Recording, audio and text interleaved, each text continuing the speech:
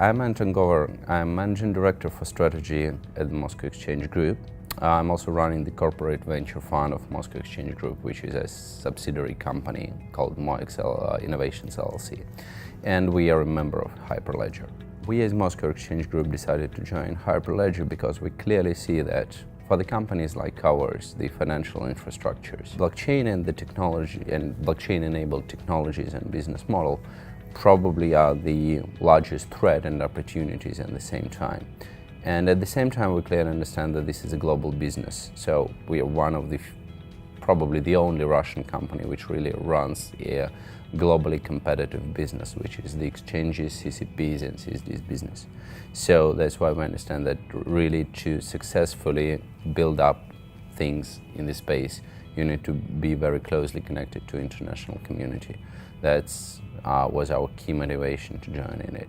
At the same time, one of the key benefits which we see for us, and that was important for us taking the decision between Hyperledger and alternatives, was the open source code. That's really, we see a huge benefit in, because what we believe in at Moscow Exchange is that actually the platforms will win over time and the open source platforms will win over the closed source platforms. For us, the financial infrastructures companies, actually the blockchain is, the blockchain-enabled use cases probably are the most relevant ones in the financial industry. So essentially the role of the CCPs and CSDs, so the central counterparties and the central depositories, might be totally eliminated if blockchain goes alive and respective enabled technologies.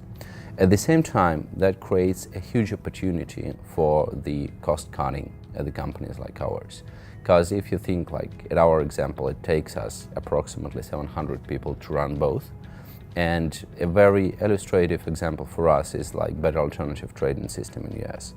These guys, it's at the when they've been aggressively competing with NASDAQs and NYSEs and others, they've been just 150 people, and they've been competing with any other exchange in the world, and they've been very successful in that, which is a very illustrative thing, what happens when you really run top-of-the-edge technology in the space. For us, we see that rather as an opportunity.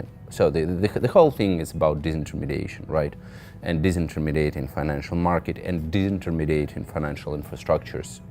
And the opportunity is if the technology proves to be successful and as efficient as everybody supposes, then it is a huge opportunity for us to transform the business.